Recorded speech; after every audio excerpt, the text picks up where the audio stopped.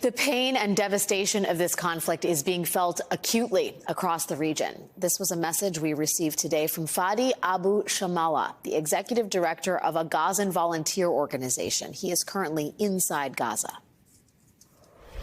Thousands of Palestinians from Gaza City and north of Gaza City are evacuating their homes. It's horrible. There's no taxis for these large numbers. I spent the morning and the noon and the afternoon helping lots of friends for securing homes.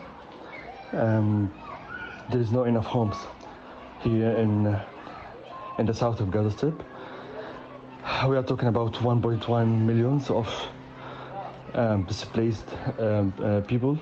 This is the expected number. Not the majority of the people of the north and Gaza City are not evacuating yet.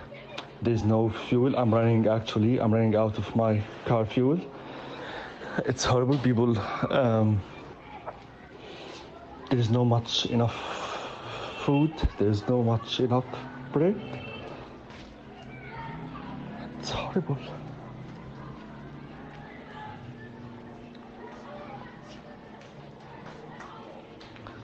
Gaza will never die. We'll keep alive. Thank you so much.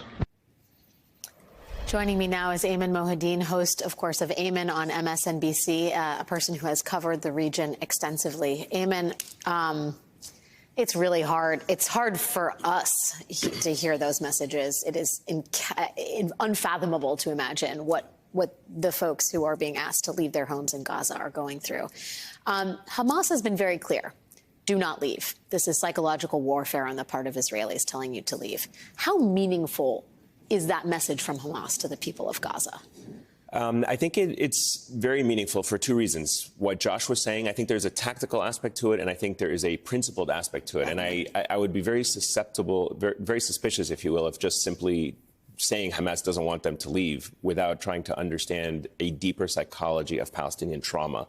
As Josh was saying, Palestinians have fled their homes as a result of war in 1948 and 1967. 60 to 70% of the people that are living in Gaza are refugees or the descendants of refugees. So the idea of leaving your home is deeply embedded in Palestinian trauma. The idea of leaving Gaza and resettling in Egypt, or as some suggested, going to Jordan or going to somewhere else in the Middle East. Or just south. Or going south or to the desert, or why don't they just go to Saudi Arabia? Why doesn't Saudi Arabia take them in? There's two reasons for that. One, because the trauma of not being able to return to their homes in the first place is so deeply ingrained in them, the idea of leaving again as a result of war seems very unlikely. But two, the way the international community has dealt with the Palestinian refugee issue in Lebanon, in Jordan, and elsewhere has also been proof for the governments in the region that if you take in Palestinian refugees, you are on your own. That's not to say that the governments have not done well in treating them. They haven't. They failed them. They haven't given them citizenship. They haven't ever recognized them. They've always been treated as second-class citizens in these countries. But the truth is, these governments know that if they take in Palestinian refugees, they will always be on their own. They will not get the money they need. They will not be allowed to be treated the way that they should be. And they see what happened with Syrian refugees in the war there, in the civil war there, in places like Turkey and Lebanon. So it's part of the reason why a government like Egypt is so reluctant to suddenly just open the border and have hundreds of thousands of Palestinians coming across. And yet the bombs are falling, right? I understand the sort of context here and the psychological warfare part of this, the generations of trauma relating to displacement. There is also the tactical consideration, right? The strategic consideration of how am I going to survive till Monday? And the bombing campaign has been relentless. The ground invasion is imminent. There are people who are, despite Hamas's directive, choosing to move. Absolutely. You have lived in Gaza. You understand how densely populated it is. We use we tried to give people a sense of how small this strip of land is. It's the length of a marathon. Yeah. And you're asking 1.1 million people to move from one part of the first half of the marathon, if you will, to the second half of the marathon.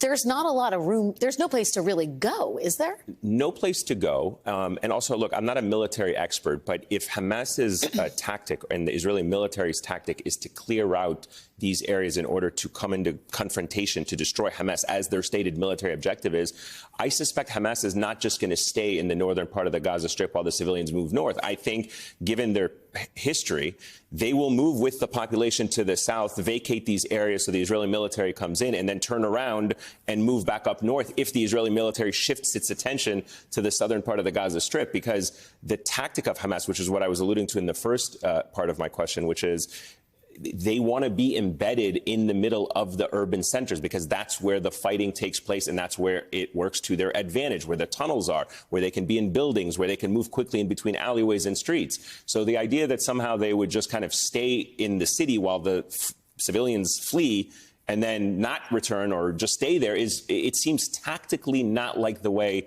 Hamas operates. So I'm not sure at this stage, and I'm saying like full disclosure, I'm not sure what the clear military objective is right now from the Israeli military, because like I said, if they go into these urban centers and want to destroy the buildings and destroy the tunnels, they have done that. But they haven't necessarily destroyed the organization of Hamas. They've destroyed their capabilities, perhaps, in warehouses and munition storage, but the leadership will still be there. The organization will still be there. And if they ultimately leave Gaza in a couple of months from now, then Hamas will return and rebuild, as we've seen them do time and time again. Well, and I think one of the more enlightening conversations I had this week was with you talking about the way in which Hamas is an ideology that lives on, independent of the actual formal organization.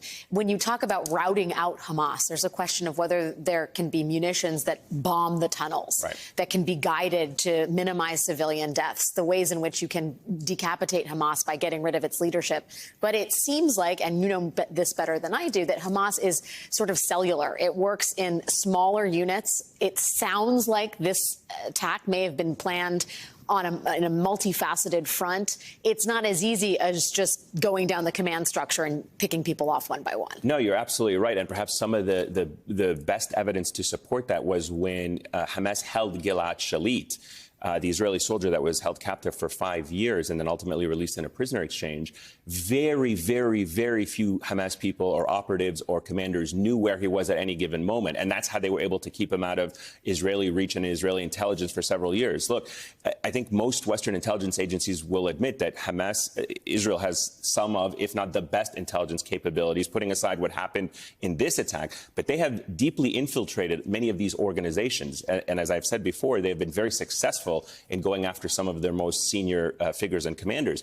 But the ability of Hamas to operate on a small unit level is what has made them also very resilient. Sometimes they don't even know within the organization how and who is in charge of which unit and which responsibility. And so the tactics remain very decentralized, even though there is a command and control structure, but it makes it very difficult. And we even saw that in a phase when Hamas was growing its rocket capabilities when I was in Gaza in and around 2008 through 2010, because they were able at the time to really have the rocket battalions or the rocket groups, the militants that were firing these rockets, very decentralized, sometimes in the back of pickup trucks, and you wouldn't know who was responsible for which capability at any given moment. Yeah, well, that seems to be sort of the secret as part of this attack, to do it in plain sight with tools that are readily available. Whether guerrilla warfare, as many military experts on this network have described, guerrilla warfare in a very densely urban area, it favors, as we've learned from our own military experiences in cities like Fallujah and Iraq and elsewhere, it favors the militants and the insurgents in whatever field you're in. Ayman, you are an invaluable resource in all of this. So come back and join me in the next hour if you would. Ayman Mohyeldin, thank you, my friend.